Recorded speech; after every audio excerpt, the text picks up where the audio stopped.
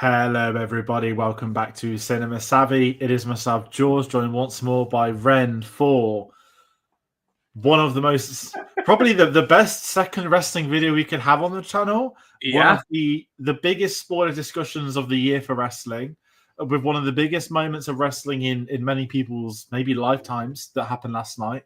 We are, of course, going to be talking about the 2025 Elimination Chamber, which is a spoiler discussion. So I kid you not, if you haven't seen it, go and watch it. Go and watch at least the last match and ending if you're really rushing to get back here. I suggest the whole show. It was a good show. But we're going to be talking everything, and there's a lot to go through. I don't know if Ren, how are you doing today? Are you tired? Are you excited? Are you? I'm not tired. I'm doing very well. I fell asleep halfway through. I finished the rest of the show in the morning, and I was in for a shocker to start the day, to say the least. I had to text everyone I knew. So I've got a couple of different social groups. And I had one of my friends awake right through the show. I was like, great. When the show finished, so I won't say what happened yet, obviously, but I had to text people. Like, I know people are avoiding. I was like, honestly, do not go online. Like, you will see what happened. And I didn't expect it yesterday. I didn't have nobody ever get it, but we're going to be talking that at the end. Of course, we all know what that is. But yeah, it's been an Elimination Chamber. The last pay-per-view before we get to WrestleMania, which is 7 weeks away today, WrestleMania 2. WrestleMania Night 2, WrestleMania 42, which is going to be Cody Rhodes. Oh, no, it is 41. Sorry, I'm in my own little world. I pre-ordered the wrestling game yesterday, and it came up like, it's like, I'll get WrestleMania 41 arena. So in my head, I was like 42. Of course, it's not. A lot of twos. And we're getting Cody Rhodes versus John Cena on the main event, which we now know. We'll be talking about that. But people watching at home. Small spoiler. That's not even the spoiler. No, it isn't. It wasn't even the main event. Well, the chamber wasn't the main event. But people at home, we're excited. Comment your thoughts on last night's Elimination Chamber. Your thoughts on the matches, the winners, the losers, the returns, the changes, the turns. We want to hear all of it. It's a spoiler discussion. You're welcome to do so. If you're not watching it live, you're more than also welcome to pop us a comment. We'll reply to those like later on when it's on the channel, when it's not live. So do get involved. If you want to find out what videos we're working on, what else we're doing, it's the Oscars today. I'll be talking about the Oscars actually later on. We'll be also doing a stream tonight. Are you doing anything tonight on your channel? It's a great plug. I might be doing a live stream. It depends if I can find a place to watch the Oscars and if I have any energy after work. Okay, that's very fair. But we'll be live doing our annual watch along. I think the show starts at midnight, so we'll be live either 5 or 10 minutes before. We do it every year. It's quite an open year this year, but we've got no idea how it's going to go. It's not going to be as exciting as last night, I can tell you that. But linktree.com/cinemasavvy, that'll pop you to our Facebook, Twitter, Instagram, Letterboxd, and Blue Sky accounts where we announce videos we're doing, things we're working on. Obviously, it's been award season, it's been Oscar heavy. We can now start planning our videos for like the next few months with the Oscars out of the way. Wrestling, of course, is staying on the channel. It is. I mean, March is very quiet, but April, The Last of Us, Andor Season 2, blockbusters. May, June is absolutely packed. It's going to be a big summer. There's TV. July is insane every week. It's going to be a big year. Probably the biggest blockbuster year in quite a few years, I guess, post-COVID, post-strikes. It's returning to not normal, but this year feels like, hey, anything delayed 2 years ago is definitely here now. On top of things that would have been out now anyway. So it's going to be a big year. We'll be talking WrestleMania in April. We'll be doing these spoiler discussions with PLEs. So, yeah, if people want to get involved, please do so. We are sticking around. How are we doing WrestleMania? Are we doing one live discussion for each night, or are we just doing it? I haven't. I was going to ask, maybe not live, but in my head, because that week it's Easter weekend as well, right? So I've got no. I'm not working on the Friday or the Monday. So and also it's Star Wars Celebration weekend. So thankfully I'm not in Japan anymore, because that would be carnage. In my head, it might be a stream a day, but I haven't asked you, so I won't put pressure on you on a stream. But I'd like to do one for each night. Like, it'd be cool to do a night one. I know last year was special, wasn't it? That the night one directly impacted night two's events. Yeah. And that something could still happen. We don't know. It's been on the year before, honestly. Yeah, because you had, of course, the Usos, KO and Sammy, and it could be the same, but I think 2 videos could work. People at home are curious. We could do that. I just didn't want to tell you now, like in 7 weeks, be free. Yeah, exactly. But yeah, we'll announce that. But it's I'm looking forward to it this year. It's going to be mega. I mean, if you're doing the 2 lives, you can even talk about Stand and Deliver on the first one as well. Yeah, that's going to be on the Saturday daytime. Yes, it's going to be like at 6 our time, I think. Gonna have SmackDown. Oh, it's a big weekend. They're talking about it. There's WWE's going on tour. We're getting like SmackDown and Raws in the UK, Scotland, Europe. Like I think is it Holland or something? Like they're announcing everything. No UK PLE announced yet. We'll be talking about last night's crowd too. But Brent, how should we start this? I want to know your thoughts before we even talk the matches. Your hype going into this year's Elimination Chamber. My hype was more so curiosity because much like the Royal Rumble last month, going in, there was not a clear, like, this guy obviously should win. In the men's chamber, you have the argument to do, it could be Cena, because Cena versus Cody is interesting. There's money there. Cena versus CM Punk, there's money there. You could go back to do a Rollins Rhodes after they team up last year at Wrestlemania, after all the years that they fought against each other and finally becoming friends. Drew was a good shout as well because he inherently has a story with Cody. He's also been seen to ally himself with the new bloodline, but that's not an effect on him right now. So it was more curiosity. The match specifically I was looking forward to the most, just as a match, was KO versus Sami Zayn, because those two have never had anything that remotely comes close to a bad match. So whenever they work together, you just know magic is going to happen. And magic happened last night. That was, to me, the match of the night. But in terms of storytelling, I would say, obviously, the men's chamber is the big moment of the night. But as a match, besides KO and Sami, I would say the women's chamber match was amazing. Like, just as a match, because the men's chamber, it was really, once they were all out there, it was all about, let's get the others out of here, the people who are not going to win. But the women's match, we were still chatting with each other, watching it live. And at the start of the match, even after Jade came in, not to get ahead of ourselves, I was like, anyone could win this? Really? I was only hoping and praying that Liv Morgan wouldn't win, which we'll get to that. But yeah, other than Liv Morgan, everyone else would be a feasibly interesting opponent for Rhea Ripley at WrestleMania. I agree with you. Going into the night, I mean, we've been chatting, and I said this is how I think the night's going to go. Not in terms of results, but like, I think we'll get. You only got one wrong. Yeah. Well, no, technically two, because Cody came out at the end. I did say don't count out that segment being the last one. Yeah, and I had no idea.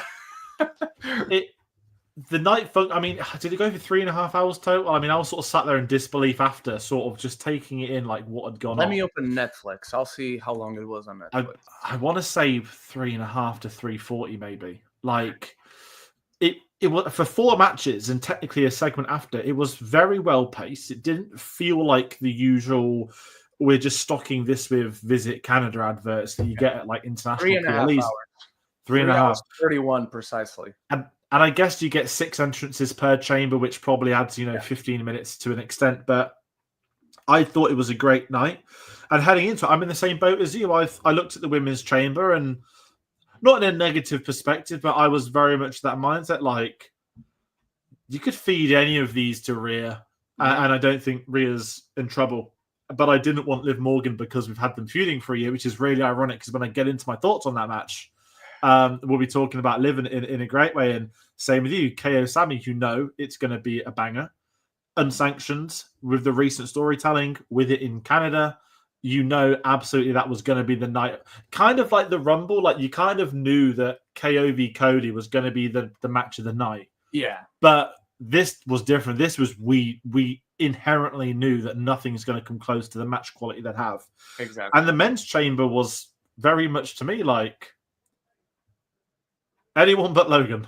And then it was like, but Logan can't take out Punk or Cena. Like, that was my honest fear. I'd have been happy with almost any of them. And there was optimism like, Reigns wasn't in qualifying. Is he going to pop up? and had all these great questions going in, and I thought it was a solid night. And then no one. I really don't think anyone could have predicted how last night was going to go. Maybe a couple of minutes before but an hour before that night was over, I don't think people were predicting what that ending was going to be. No. And what a world we live in. But let's kickstart with where it began. Let's talk the women's chamber. We have, I guess, we really open with one of the big returns people thought could have been at the Rumble. Jade Cargill coming back. Absolutely polishing.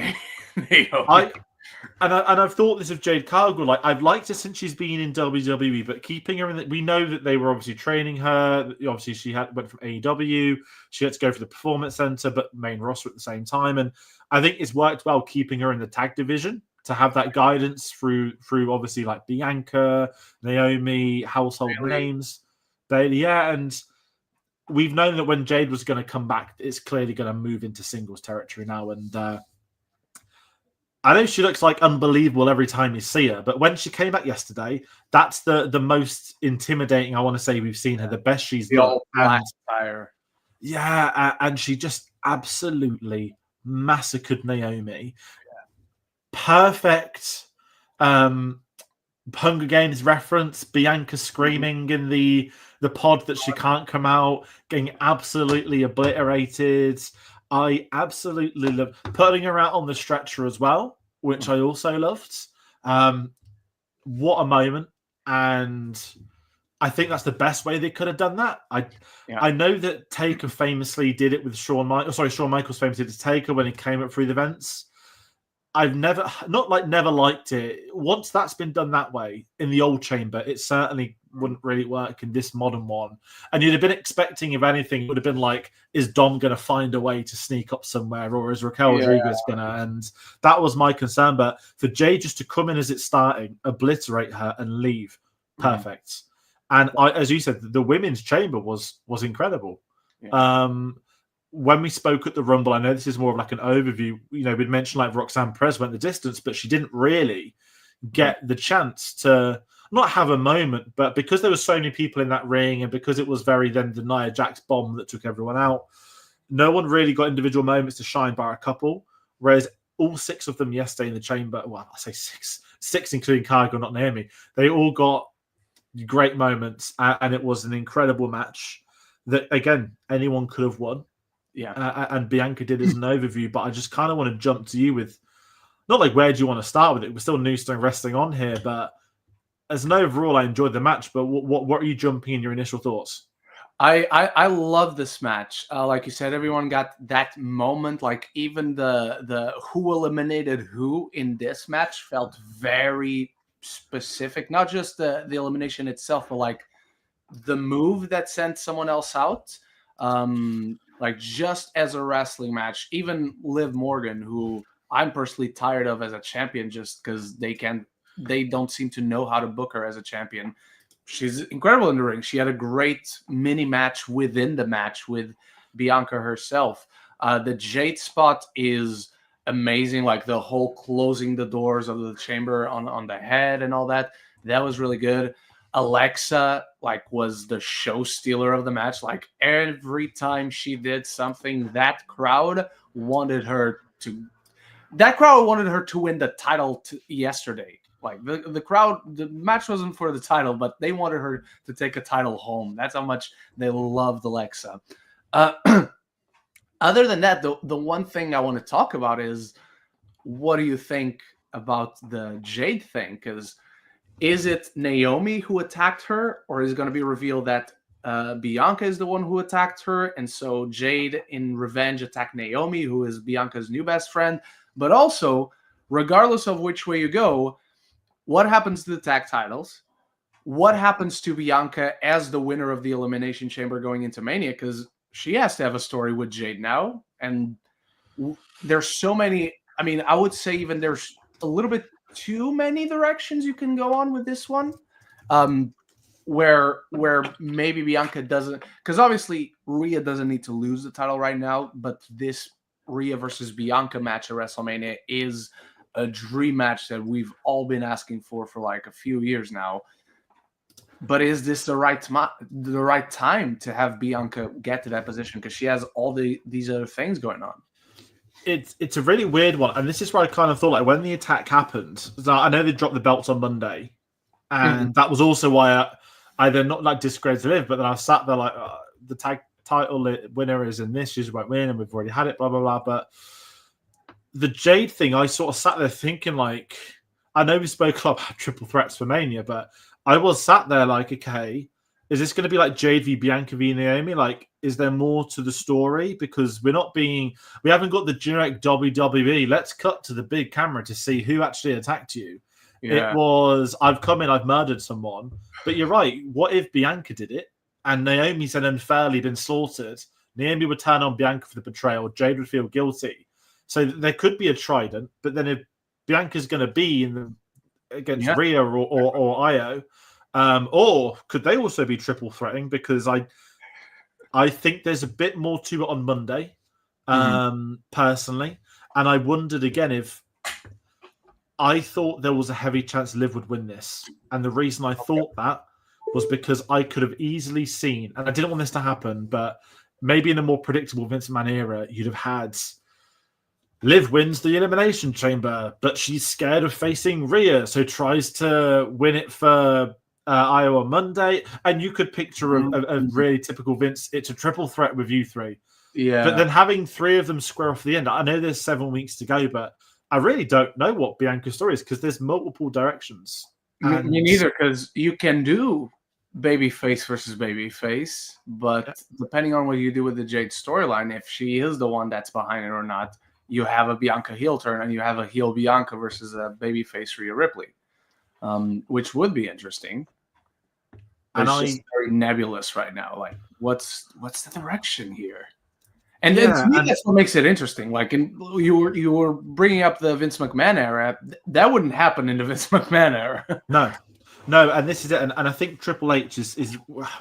I know some people complain like, "Oh, why does it take so long to do things?" And it's ridiculous because what Triple H is the master of is those the big four. Mm-hmm. He is so good at building up to them, especially Mania. The build up, but the satisfaction of the storylines of those Manias that he's involved in. He knows exactly how to dial up and build that momentum heading into those events. And I feel there is a locked-in plan, because if there wasn't a plan, Jade would have been an easy Rumble return. They could have done a load of this. And because there's such a big gap to Mania, they must, and this includes The Rock and TK, whatever politics you want to bring in from it, but they will know there is 7 weeks of booking now, not 5, not 6, not 4, 7. That's almost, they could have, not that I want them to, they could have chucked in a crappy Saudi show in 3 weeks and it would still be able to build up. And it's those kinds of things that make the difference with this. And Bianca winning really opens the door. I mean, the match itself, the whip on Liv was, I don't know what she put in that hair to the sound that made. And I was just sat there like, is she bleeding? Because before they showed a zoom in, you could just see these red blotches on her body. I was like, is she hurt? Because she looked hurt and it didn't look like she was selling. It looked like legit injury. Yeah. But I've just got to say with Liv in this, I've been in the same boat as you. I found her title reign so boring, and I understood that Rhea got injured. They had to build off it. There's a story off it. I loved up to SummerSlam with Dom, the turn, and what's going on. But it just went on from too long to SummerSlam to Raw on New Year's Day. And I understand they wanted to do something big on the first Raw, but it really ran out of steam. And the whole we bringing Raquel Rodriguez or we're bringing Dom every time. I was sat there like, is Dom going to like just appear from somewhere or like climb on top of the cage to sneak in? And it was so great to Liv that although she didn't win yesterday, I think that's the best she's looked in almost a year on in an event. Mm-hmm. Granted, she didn't have the belt. She was phenomenal working in the ring with the selling, with the performance, not having Raquel with her, not having Dom with her. And I love Dom being with her. Raquel, not so much, but I appreciate they're doing the tag story now. And she is trying to get Raquel her moment as well, especially that tag match. But Liv looks amazing yesterday. And although I didn't want her to win, watching that match, if she'd have won, I'd have been like, you know what? After tonight, she's earned it. But I'm also glad she didn't, which is great because I'm sat there thinking, great, we're going to get storylines elsewhere to run with her. Yeah. I thought she was really good in that. It's not like me criticizing like Bailey, you know what you're in for. She's solid.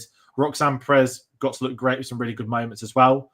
I know obviously she's got a mid card, and it's very much like it's hard to compare it to Tiffany Stratton from last year, but when last year's Chamber happened, everyone watched that knew Tiffany's a matter of time before she'll be in that main event with the title. And obviously a year later she's not main event, but she's got the title at the point of the Elimination Chamber. So I thought it was a really solid event.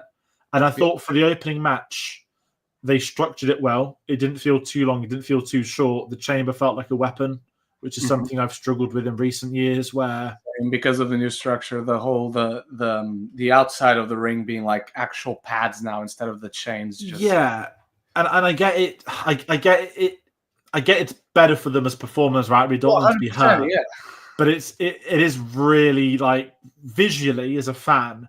You know, I go back to being like 11 years old watching wrestling on split YouTube parts. Yeah. And you go to that first Elimination Chamber, and yes, it's unconventional, can't work, but the Chamber is a torture structure, and it's one of the greatest me creations in modern wrestling.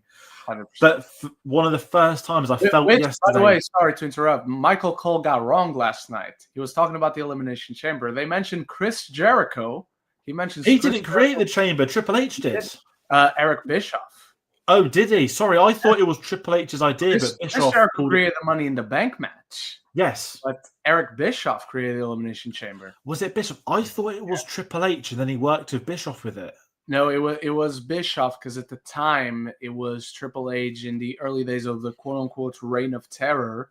And so he didn't want to defend the championship because all the guys that were coming after him, he had already defended the championship against. So he was like, okay, then you're going to defend against all of them inside this new thing I created. Okay, that's interesting. Sorry, I just thought it was Triple H who created it, but in story it was Bischoff. Yeah. But this is it, and I know again you can't replicate the injuries people had, stuff like that. But it felt like it felt better yesterday. Like they didn't change the design as such, but it just felt more like the environment. Rather than it's over-padded, it's this. It really works as a weapon. And I know as well you've got durability. In the first chamber, you can't destroy it because you've got to bring it down for later on for the men. So the women's match I loved. And again, getting a little face-off of the three of them. I'm invested for Raw on Monday. Obviously, I won't be watching it live because of the time, but I'm invested at what's the outcome and what the stories that are going to play over the next few weeks, which I guess is what we want, right, with the women's chamber. You don't want it to be a boring... No, I mean, like last year, no disrespect to Becky, but it was like I really wasn't bothered by the women's chamber last year. It was a good match from memory. Obviously, I know it was Australia. We got it in the morning here, but it felt like again like it was amazing watching WWE at 10 a.m.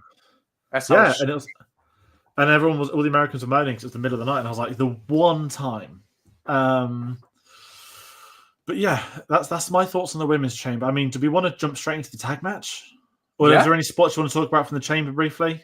I don't. Apart from the spots where was Jade coming back, I don't remember anything like super. Like even the men's match doesn't have that many spots to talk about, other than like actual eliminations or right before eliminations. So yeah, I think we're all good on the chamber personally. Okay, let's talk the tag match. We've got Trish Stratus and Tiffany Stratton versus Nia Jax and oh my god, Candice LeRae. Oh yeah, I have, and I love Tiffany and I love Trish. I will say this about this match: it was at this point I realized the crowd were dead. I know we slagged off Indianapolis. And I text a friend saying they seem really quiet in the opening match. I was like, "Is it an outdoor arena?" It turns out it was an arena where the roof can be shut or open. So I don't know if it was shut or open. They held 38K, but I thought last night's crowd were diabolical. I would guess it was closed just because it is Canada and it is March. Cold, yeah. And I just didn't. The pops were barely pop. Obviously, the ending we'll get to, and it was, but. Even like when Cena's entrance happened, there was a tiny pop at the start and it stopped straight away. And I thought, again, maybe it's us watching at home. the whole night sounded really quiet. And this is the match in particular where I didn't feel. The nice thing about this match is it kind of reminded me of the tag match at the Rumble. Like, it's a good match, but I don't get the jump to PLE. And it's kind of like, okay, I get you're not a chamber match and you're not KO and you're not Sammy. I don't know who else you could have put in there. I don't think there's anyone else to put in there. We want to have one of the women champions performing, and we did, but we want it to be a non-title match, which I also understand. I'm glad Charlotte didn't turn up for no reason either. It was just like an exhibition, like a house show. It was the Trish Stratus match. He was the hometown queen match. That's it. And she still got it. She still got it. She got a great moment with Tiffany, and I guess we can say it ends the Nia feud for now. Thanks. Yeah. I honestly, I have like nothing else to say. I really wasn't like bowled over. No, me neither. Like, it's a fun match. It's just like you have one of the championship matches at WrestleMania being decided. Then you have this festival of violence, kind of hard-hitting, like grudge match between two former best friends just going at each other, wanting to murder each other. And then you have another one of the main events of WrestleMania being decided where CM Punk is at and John Cena is at during his retirement tour. And then you have this tag team match that, on no disrespect to Tiffany, I love her now too. This match was there because of Trish Stratus. Like, it was all about Trish Stratus. And if you're bringing her back for like this one every now and then kind of thing, absolutely do it. But yeah, it just naturally won't stack up to everything else just because it's in this weird context that is being this big pay-per-view right before WrestleMania. Yeah, and it's very much like, was it Australia last year at Elimination Chamber, right? Like Rhea fought Nia, and you're like, yeah, Rhea's not losing in Australia. Trish isn't losing in Canada. You know, last night could have been in Birmingham in the UK. If it had been in Birmingham in the UK, I'm pretty sure they brought out. Who's the Birmingham? Pete Dunne's from Birmingham. He'd have probably been given the belt for a week and then took off him. Do you know what I mean? Like, the hometown one's never going to lose. But I was sat there yesterday like, oh my God, I was like, this could have been in Birmingham. I mean, I don't know where I would have done it in Birmingham. Like, it's the football season. You can't go to Villa Park. But it would have been like a 20K seat stadium. But I just sat there like, yeah, this actually shouldn't be in Birmingham. Like, it was very weird. It almost was. I do think we're going to get a PLE later in the year. I hope you're right. Now that Cena's been advertised for London, they haven't said it's his last time in London, which makes me think he will have a last time announcement in later on in the year. And the rumor is that they're making a new pay-per-view in December called Ruthless Aggression, which is his pay-per-view. So what if that pay-per-view is here? He's always said he wanted to retire. Exactly. I'm only saying it now because you brought that up, because it's true. He said he wanted to retire in London. So, and I think he does. Just on the marketing side of things, I know we're sort of jumping out of this tag, but we'll get back onto to KO next. But every event he's been announced to, right? The moment he's announced, it becomes this is John Cena's last appearance in Canada. When they announced him for London, well, for Europe, I guess, early this week, it did not say this is John Cena's farewell in London. It said John Cena is attending these 3 events, which makes me think he's come. Obviously, we know that France is going to have a pay-per-view in August. But it isn't saying John Cena's last appearance in Europe. It's not saying John Cena. They would say last appearance in London if it was. Yeah. I don't know if that means we get I think money in the bank again. I don't know. I hope we get one later in the year. I hope it's not money in the bank, because I don't know. I just like when new variety are. If there's a new pay-per-view, like if it's Cena's farewell, he legitimately wants London. I'd cry. There were rumors it could also be his hometown, but then I'm also sat there. WWE would probably also. They like Vegas. They like LA because of obviously TKO, and we know the storylines of The Rock. I don't know what's going to happen with Cena, but I'm adamant we're going to get a pay-per-view this year. I really hope so. We haven't got tickets to Clash in Paris yet. Yeah, literally. Like, if it's all in London, it's fine. If not, I'm going to end up being a bit gutted because we're not getting Mania next year. But let's talk the match of the night. Let's talk Kevin Owens versus Sami Zayn. Let's be honest. It's one of like the greatest. it's one of the greatest rivalries in wrestling history because they've gone the distance with each other from day one. Like, it's almost not even a like, I feel like everyone that knows wrestling knows it's not even a rivalry. It's two friends that are just happy for that story to switch on each other like every so often and love beating each other up. Yeah, and this could have been a WrestleMania match, but the fact this was in Canada was a much better way to do the story. The spots were outrageous. The patience of the match wasn't it. You some people like the word spot fest, but I only ever call them a spot fest when they rapidly do those spots. Yeah, there was like a patience to the storytelling in this that they would build up to those moments, like the two tables being stacked got to pay off 10 15 minutes later. Yeah. Then you'd get two table spots in the crowd back to back instantly.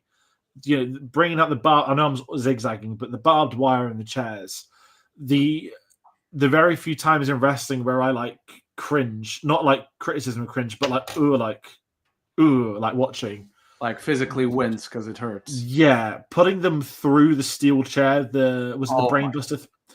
And I think the worst moment was when KO's head, before the ending, but when KO's head, he got tripped onto the chair, and I just sat there like, how he sold it. He probably is in pain, but they're so good at what they do because it doesn't look like that's the spot. It looks like shit he's hurt.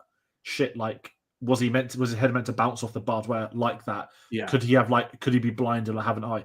The pair of them are so good at what they do. Yeah. They have probably some of the best ring chemistry from what I've ever seen in wrestling. Like, I don't want to say the best ever because someone will know that point at another. No, I meant some of the best ever. Like, they're, as far as pairings are concerned, they gotta be. They're the conversation at the top, aren't they? Like, yeah, exactly. They're like the top of the top. If they're not top, they're like around it, and someone's going to do a real good explanation of why they're not the top. Exactly. Because if you just take their history in WWE, which they clearly, I mean, they can't mention ROH because that's owned by AEW now, but they would clearly bring all that history with them till this match. And unlike John Cena and Randy Orton, John Cena and Edge, I'll even say Cody Rhodes and Solo Sikoa, like, you can take so many rivalries, especially in WWE, where they were just done and overdone till everyone was sick and tired of them. These two guys could work together all the time. I don't think any of us would get tired just because they work so well together. And they can do a normal wrestling match. They can both do a hell of a promo. They can both do one of these extremely violent, like unsanctioned matches. And they all work and they all have this different sort of feel and momentum to it. They are just incredible. I know they're not a quote unquote formal tag team because even when they were tag team champions, it's Kevin Owens and Sami Zayn. There's like not a name. These guys should go into the Hall of Fame together, separately as well, but together because they just make magic together. They're so good. I thought this yesterday, like because they're both Hall of Famers. They will be like, I don't know if it's ever been done, but like I could imagine a ceremony where they are in the same ceremony with one another and they induct each other, and it's two separate entries whilst being the same. Like, who inducts them though when they go in together? I mean, like, Sammy would do the speech for KO, would do the speech for Sammy, but it's the same night, and they're like a joint. Like not a tag, but they're like joined, because they are so intertwined with each other.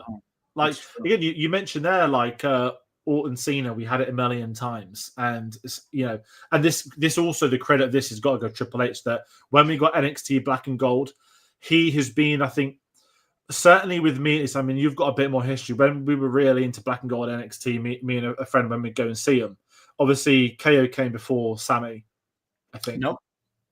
Sammy was there. Sammy came first as soon as NXT started. And was it? I got mixed up with Shinsuke. When he finally won the NXT title for the first time, it was the same night that when KO debuted and beat someone else early in the card. He comes down with him, all that, and then boom. They felt like, to me, the first, not Black and Gold Legends, because I know you had Finn Balor, but I would put them over Balor because they were there first. Both of them. And with Finn, right, they'd talk about, oh, he's been to Japan. Like, when they would talk about the history. Yeah. With KO and Sammy, it always felt like they were, as you said, they can't say Ring of Honor, but they would be if Ring of Honor hadn't been bought now, they would be saying Ring of Honor.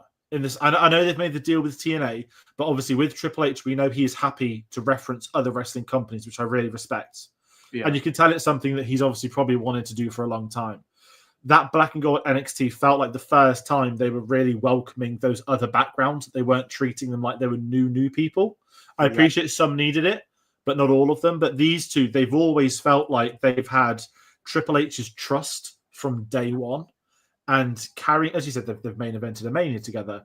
They've done countless story programs. The KO heel run turning into this, it not even accumulates this, but the fact we have these two going at it, KO rightfully winning this. He needed the win after not being Cody. Randy Orton coming back.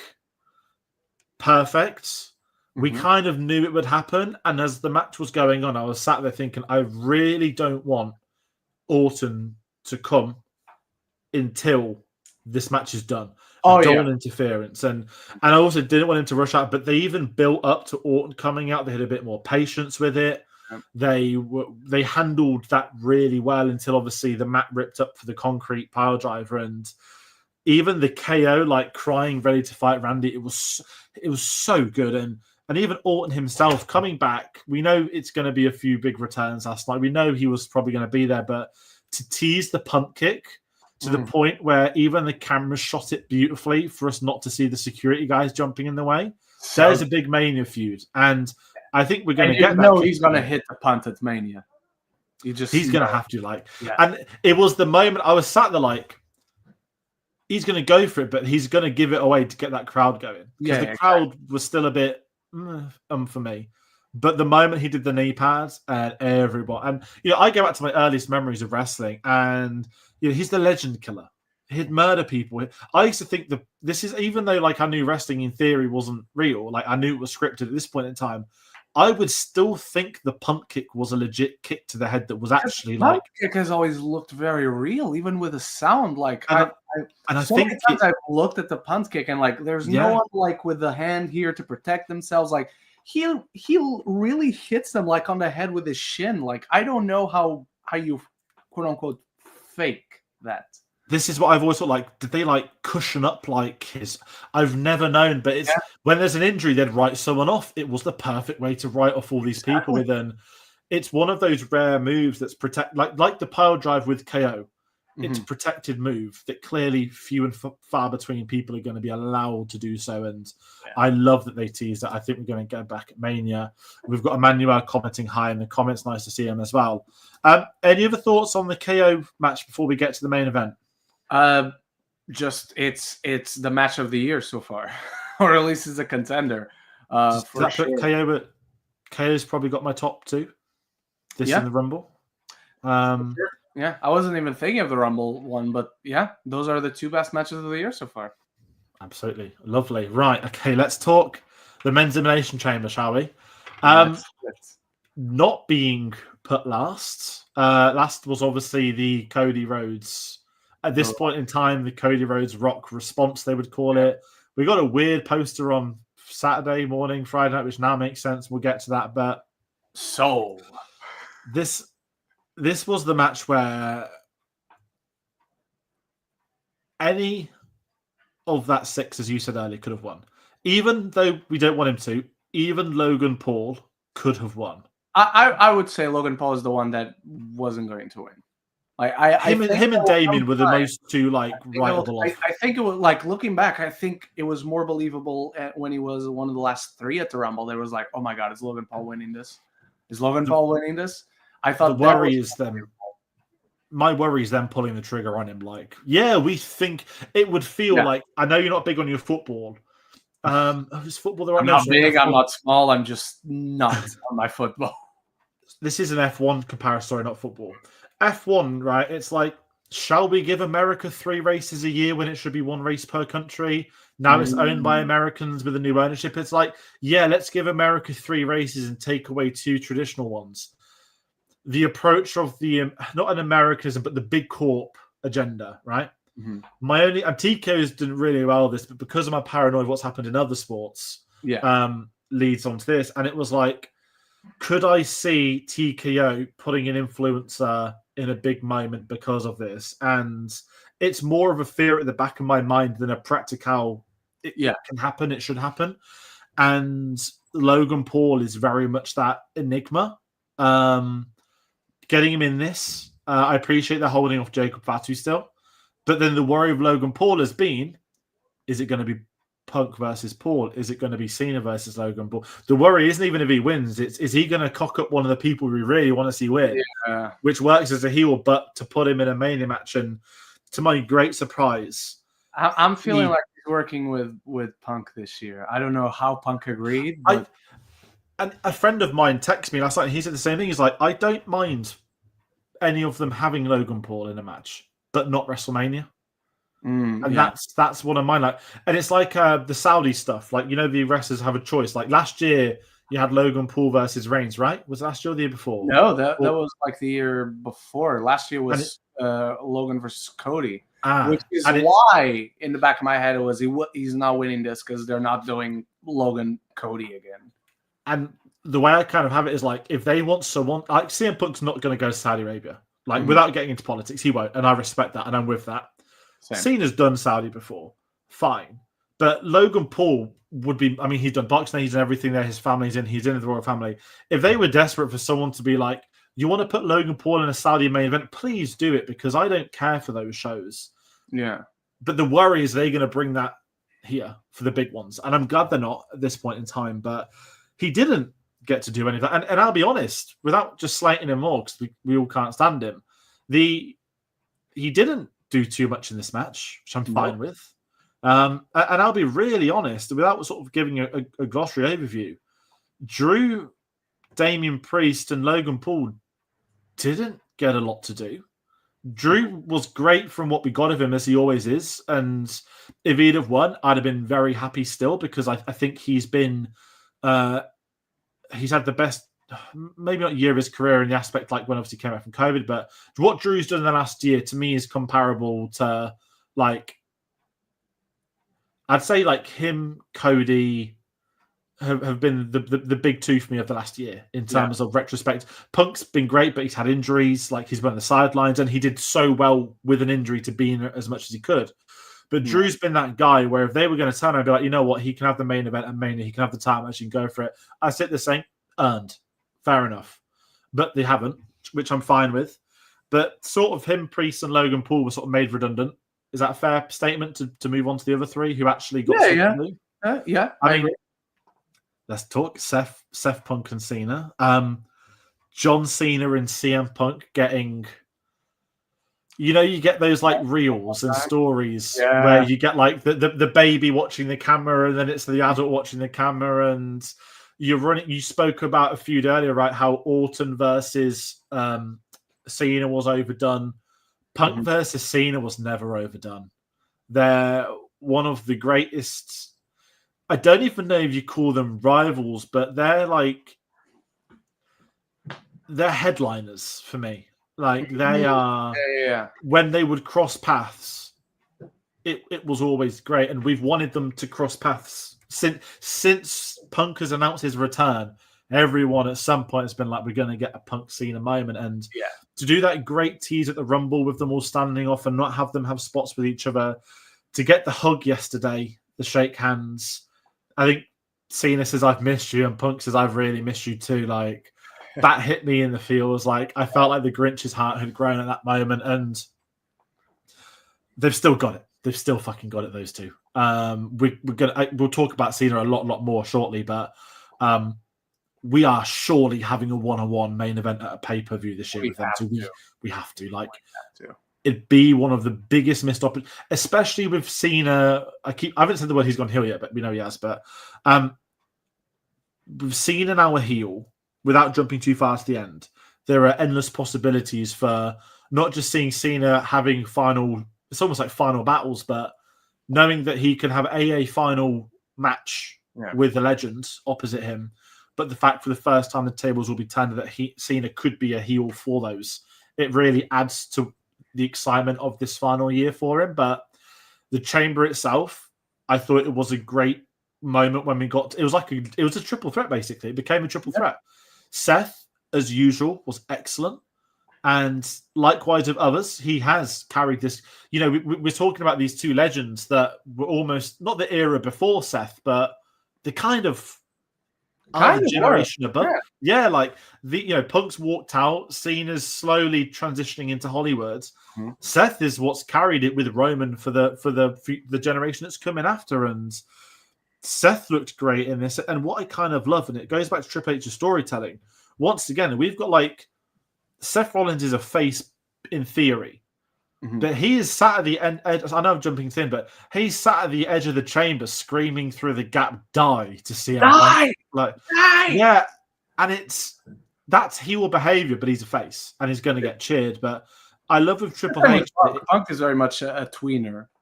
Yeah, and I think with Vince, it was very much like you are a heel, you are a face, and you were booked that way. But I think with Triple H, especially for us that is originating off like a film channel, the characters of who they are playing are just not two-dimensional anymore. No. And I think that's so much better for audiences. Cody has said that a lot ever since he was in AEW. We don't live in a world where there's a heel or a face anymore. You can have those characters, but to inherently put everyone has to belong in either column A or column B, that day's gone. And I think what you brought up about Seth and Punk is a great example. But then, as we saw after the match, there clearly still there is a place for clear good guys and bad guys. It's just not that exclusive anymore. And like you were saying, these characters are not stagnant. They evolve, and this is a story that keeps on going. You're watching a TV show. And so if you're watching a TV show, characters are going to make good and bad decisions. They're going to go more to the side of good, more to the side of evil. And that's what the fun of this is, to be honest. Yeah. And before we even get to the ending, I want to jump in with this because we know obviously Seth got eliminated. I thought, and many people I'm assuming thought the same, is that we would have Roman Reigns return yesterday. Now, I think I texted you when Jade came back. I was like, oh, there goes me thinking like I thought Roman would just come out, massacre Seth and leave, which I'm glad he didn't because it worked better for Jade for her return. But no Roman at all. And I wonder what your thoughts, before we get to the ending, what your thoughts on that are. Like, again, there's 7 weeks to WrestleMania, right? Triple H knows what story he's telling. And I'll be really blunt. Given the ending of last night, if Roman came back, no one would be talking about Roman coming back. Exactly. It's tricky, and it's tricky for good reasons, because if I feel like I'm going to be repeating myself, but there's so many directions you can go. Like, how does Roman feel about this alliance that we just saw last night? Does Punk call him his favor? Does his favor have anything to do with the events of last night, or is it completely unrelated? Does Punk just go against Seth again? Because it was because of Seth that he lost last night. So they could just dance again in Mania.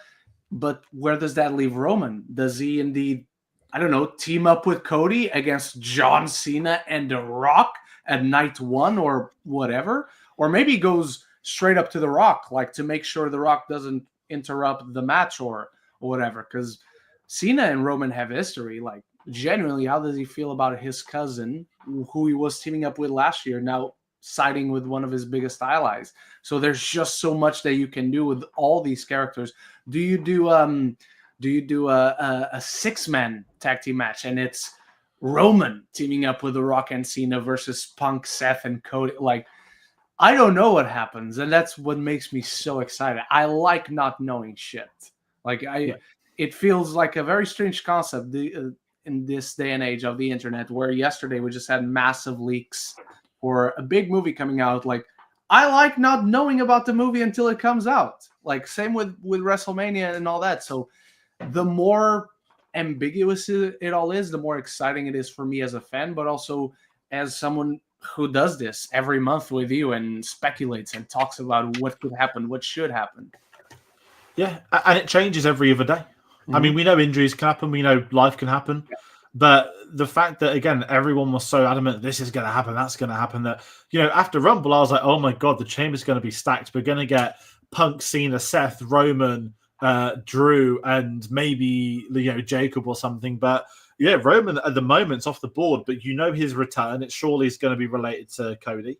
We've heard rumors, obviously, we've heard rumors of 2 triple threats starring CM Punk, one of which being Seth versus Roman versus Punk. The other being CM Punk versus Cody versus Cena. Which, again, could also be the favor. I think now I think it could be too. Favor. Hey, Seth screwed me. I'm calling in my favor. Put me in the title match.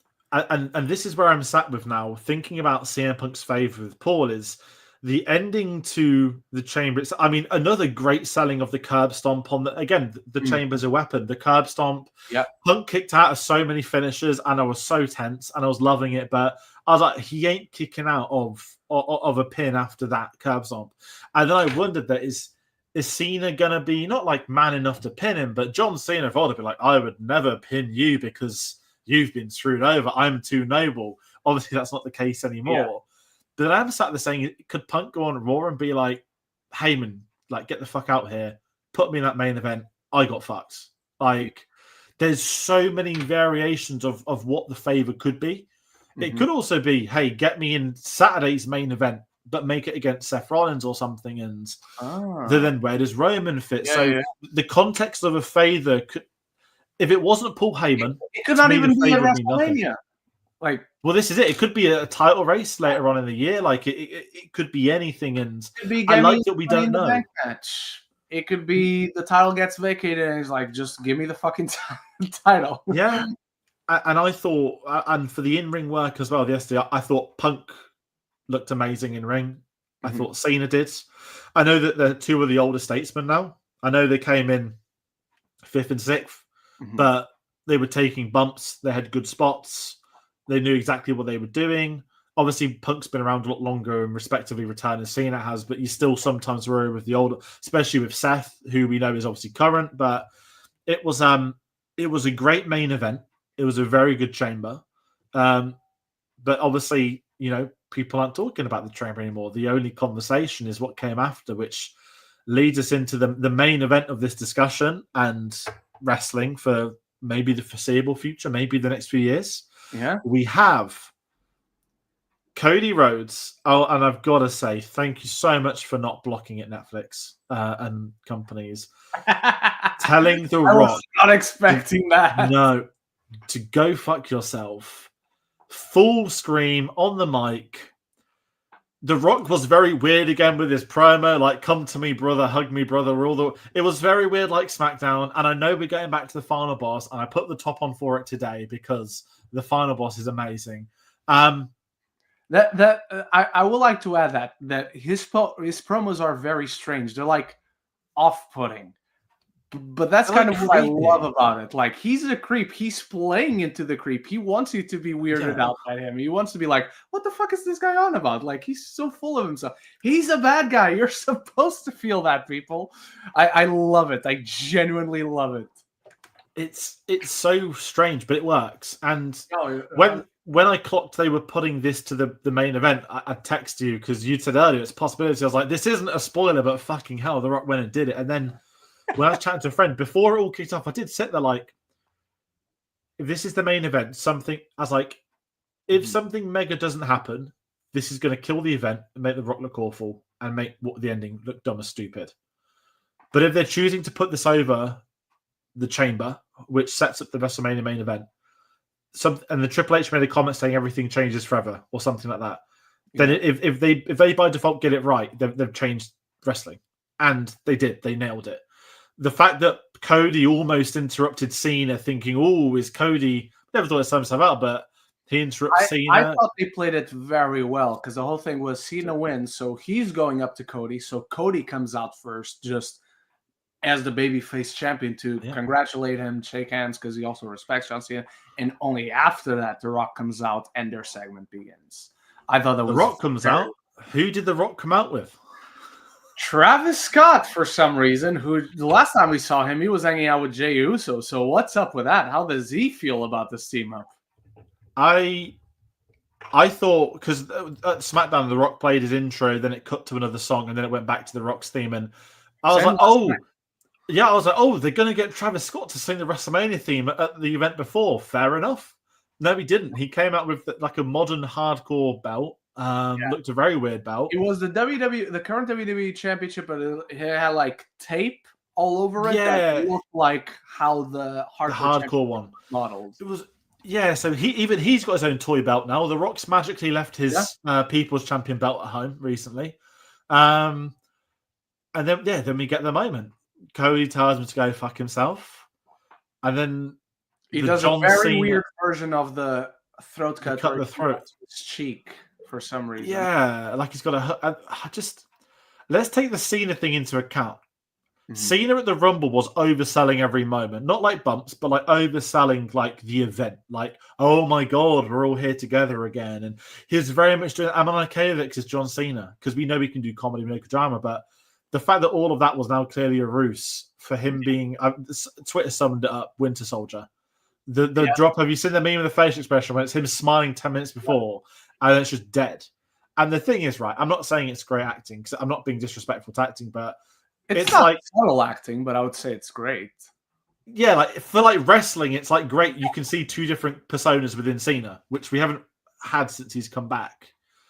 And we should have seen it coming, honestly, George, because on the press conference for the Royal Rumble, when he announced himself at the Chamber, his words were, "It is best for business that I win the 17th championship. It is best for business that I main event WrestleMania." And at the time, you're just like, okay, this is like him playing into the intensity. But at the same time, it's like, John Cena doesn't talk like that. John Cena, the hero, doesn't care what's best for business. He cares about what is right. So I'm calling myself out on it. I'm calling the entire world out on it. We should have seen it coming from that moment. And I saw not enough people. I didn't call it out, to be fair. I didn't. No people going, that's suspicious. I'd seen people be like, oh, the promo felt a bit like a heel. Yeah. But no one ever said, yeah, we saw it coming. Like, because you wouldn't. Especially on the retirement tour. 2 years since he's been a heel. Yeah. For the retirement tour, we expected Super Cena for a calendar year. And you got great signs like John Cena come back to work. Yeah. And all these great moments. And I understood that he had a film to do. We knew as people that know film that he had to work, that he wouldn't be around. They're now announcing him for events before Mania. But the fact they announced Cena for Raw and not SmackDown, and Punk for SmackDown and not Raw, made you think, oh, Cena might not win. It might not be as clean cut as we think. Obviously, we know at Road to WrestleMania, people appear on whatever they want to appear on. Yeah. But the moment itself, and I was like, when he kicked him in the balls, I was like, oh, come on, like, John Cena's not just going to kick him in the balls and turn heel. Oh no! Then we got like choking him with the tie, like Daniel Bryan and Nexus. We got blood with a watch, with a Rolex. Yeah, the Rolex Rob gave to Cody last year. Yeah, it was an incredible moment that will live in the mind of anyone that's ever watched wrestling. Mm-hmm. Even if you've not watched wrestling for 10 years, right? Someone comes up to a 30-year-old and's like, John Cena's just turned heel. People haven't watched it for 10 years are going to be intrigued now, and they'll probably look at that clip from yesterday. Because even if you only haven't watched in 10 years, by the time it is 10 years ago now, 2014, John Cena has been the face of the company and a baby face for about 10 years. For 12 years at that point. So even people who stopped watching 10 years ago, they were like, oh, I understand the magnitude of that. And I think that's so smart. Like that they're making money because of this. I cannot wait to see what the T-shirt is. Because I was about to say the T-shirt is, I'm going to buy it. It's going to be my first John Cena T-shirt. I went straight to WWE shop because sometimes like when it was the Rumble, the Rumble, they're on within a minute. I was like, oh my god, what's the Cena merch going to be like? Is it just going to be black saying like your time is now? Like, is it going to be like a heel quote? Mm-hmm. I've seen some really funny memes. Nothing official. No, nothing. There's nothing at all on the merchandise. But the best memes I saw was like the tea towel and someone photoshopped like "kill yourself" on it. So everyone's got these like really, they deleted the never. So some of them are like "give up." Yeah, give up. I saw that. The potential Cena merch is incredible. I'm the same as you. I might end up my first ever bit of John Cena merch. Did you see the one about the tag team nickname for them? The No. Break-A-Wish Foundation. I did see a terrible Kanye West tweet. Oh my god. And someone put John Cena on Monday Night Raw, and it was like, I rejected 3 photo-ops to Make-A-Wish. Because he did a Make-A-Wish, session an hour before. Like, that was, they put it on socials And of it's him the last signing. one he's ever gonna make. Yeah, like, and I was just sat there, like, again, for them to do this on his final run is the ballsiest thing they've ever. And you know what? I saw one that was like the Michael Jordan black and white one where I was like, fuck them kids. Like, fuck them kids. I genuinely think this. I'm not saying this could be seen as best ever year. I don't mean it in this way, but from a story-wise perspective, having a retirement year, it goes from being a retirement celebration to I'm invested in his story for an entire year now. Yeah. It makes the extra jump from we want title 17. I now expect him to win title 17 at Mania Sunday. And I'm not being rude in saying that, but I think this is a different Cena. The conversation is now. And you get Cody to go on the chase again to beat one of the legends of the business, because he beat Seth Rollins as soon as he came back. Yeah. He's beaten Brock Lesnar after losing to Roman, which only legitimized him as someone who could beat Roman. He beat Roman. He's beaten everyone else. Everyone since then. Now he goes to Cena, who is no longer the face of the company, so he can't be a face.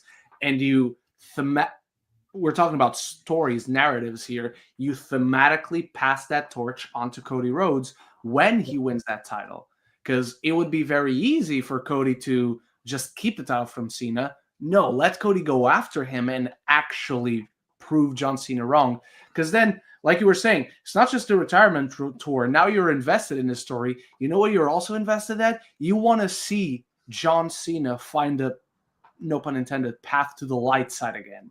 Because he's been a babyface for so long. He's been a hero for multiple generations now. You know what those people are rooting for? They're rooting for their guy to be their guy again, not to be some evil corporate douchebag. It opens up doors we've never had seen before with him, and it's so exciting. And just even like with him and The Rock, without me doing like nicknames, but like they are literally a Hollywood elite power duo. Like it wouldn't happen, but if Batista came back tomorrow and joined them, you literally have a stable called the Hollywood Elite, and no one could ever complain. Because Hulk Hogan comes out too, but they send him away. They show one of his old films. Everyone's like, get out.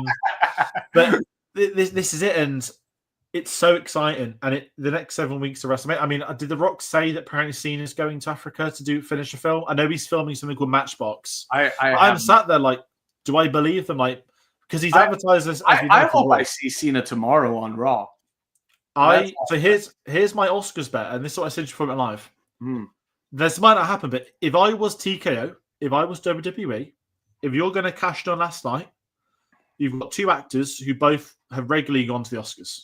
Like, they've both presented, they're both there, they're both members. I understand that The Rock is very much when wrestling time's over, I am Dwayne Johnson now. I don't mind that. Some people don't like that. I don't mind it. Like, he's Dwayne Johnson in press conferences. Use the Oscars airtime to do wrestling stuff, like character stuff. But I will say this: you know who also could use both of them at the Oscars? You talked about WWE. You talked about TKO. I'm talking about Netflix, because they need every possible eye away from the actual controversy of their product. So promote your other product, Netflix. And this is what it'd be for me. I would just have Cena and The Rock as John Cena and Dwayne Johnson pose for one photo together on the red carpet at the Oscars night. On the presumption they are both there, which could be more than likely, I would just get the one photo done, and then they'll show it on Monday Night Raw tomorrow. And it would just be like, that did nothing to detract away from the Oscars and their careers in acting, but it did everything in that, oh my fucking God, look at these two. Yeah. I think as simple as that. They are at the Oscars. What you use that for is to get the general audience aware that these two guys are working together. So then they see them, they like them together because they work together like in the Hollywood sphere. And then tomorrow they turn on the TV and they're like, oh, they're here again together. I'm going to keep watching this. I'm not going to turn the channel or turn off Netflix or whatever. Are they both filming Fast 11? Like, I know they kind of killed John Cena in 10, but I still didn't believe they killed John Cena in 10. Because he gets away. They imply he did a heroic sacrifice, but I didn't believe it for one moment. No, I don't believe it either, because he does that in 9th as well, and he doesn't die there.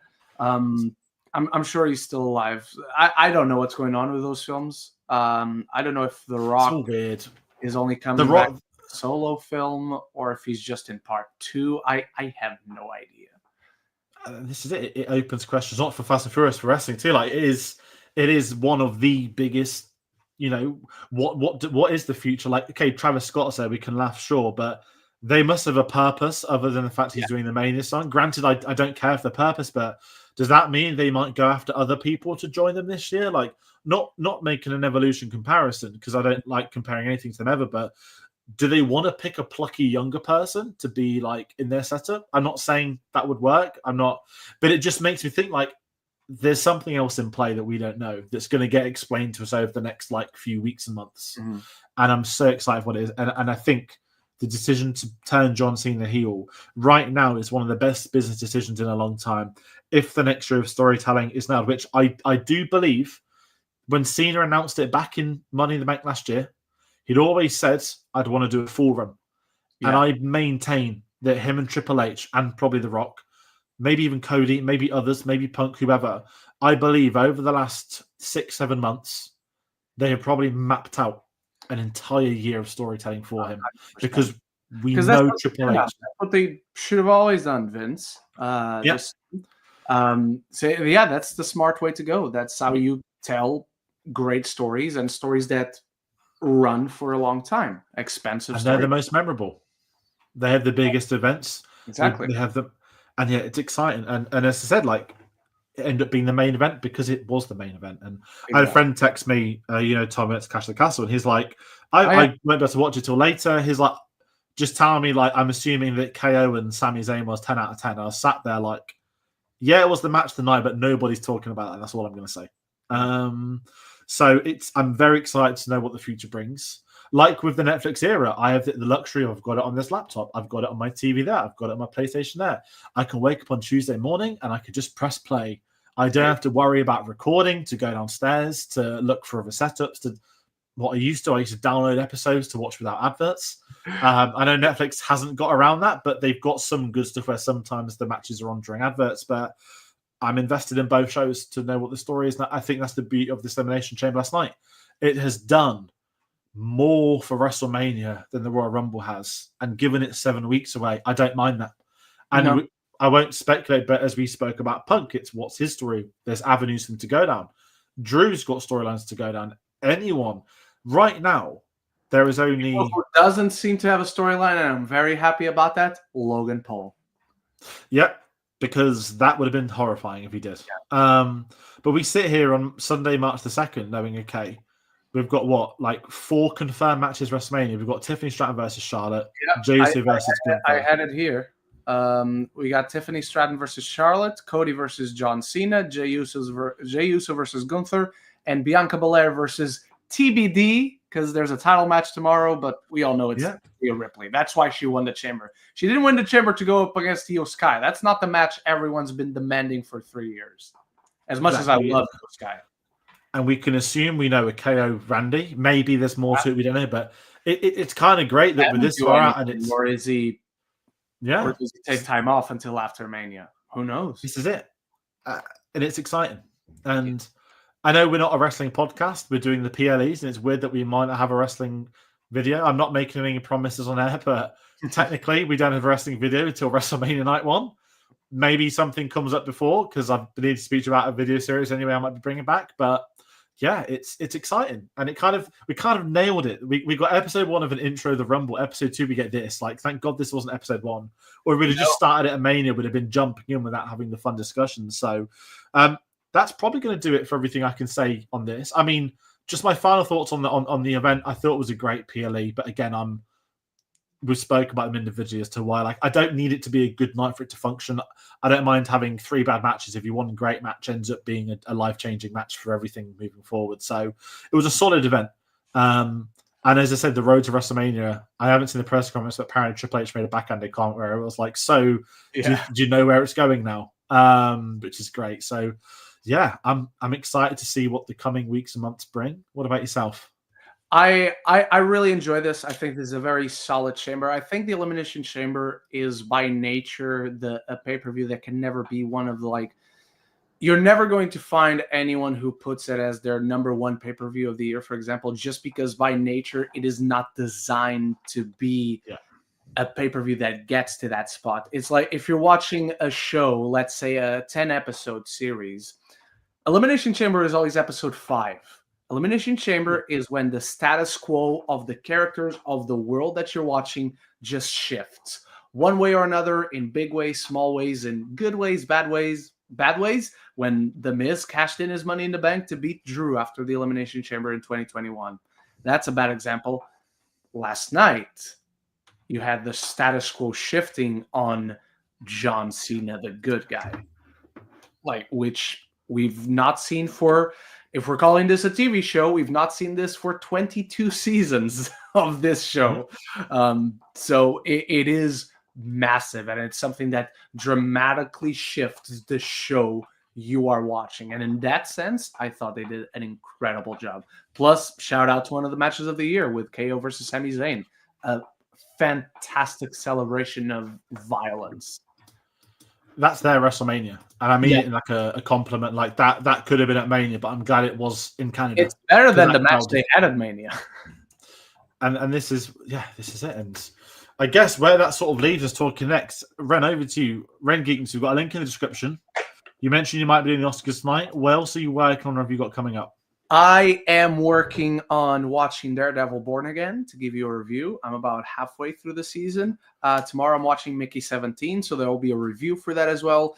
And I have a few movies that I haven't reviewed this year that I want to catch up on, particularly the 2 best movies of the year so far, so I'll do something with that. It's just movies. That's all we're going to be talking about until when we get to WrestleMania. Definitely. And everybody watching at home, please subscribe to Ren if you don't already. Go over there. It's very much worth watching. There's great weekly discussions as well on the streams. So much going on. We're going to be live again tonight. We've got our Oscars watch along. It's probably not going to be as fun as this, not in a disrespectful way, unless The Rock and John Cena decide to put someone through a table. Who knows? Carlos Vegas looking at you. Who knows? Just rock bottoms, Carlos Vegas. Exactly. I mean, that if anything's going to happen, it's that. Not for a table, or if Carlos Vegas turns face, that would be a twist. Yeah, it's all Zoe Saldana all along. Sweet music. But yeah, we'll be live at the Oscars. We've got a predictions video if people want to look at anything before tonight. We'll be doing a live watch along. We've witnessed history. We've witnessed the slap. We've witnessed Moonlight. God knows what else we could be. So don't remind me of that. If anything else kicks off, wow. Both of them were sort of hilarious, but not hilarious. But yeah, that's going to do it for this. We're meant to be watching Mickey 17 tomorrow. I don't know if I'm going to go. That's a different conversation. But everyone watching at home, we'll have reviews of this week. We've got Drive to Survive tomorrow night. That goes up at literally midnight in the UK. For F1 fans, we'll have Mickey 17. If it's not on Wednesday, it will be by the weekend. And a couple of other things happening as we move out of Oscar season and get to look ahead to all the fun TV stuff. We've just done discussions on a lot of TV. We've had discussions on Andor Season 2, the Harry Potter HBO series with John Lithgow being cast. There's a lot of things happening. So it's getting busier, and we'll have more details of those and what's going to come. So thank you all so much for watching, and we'll see you on the next one. Take care.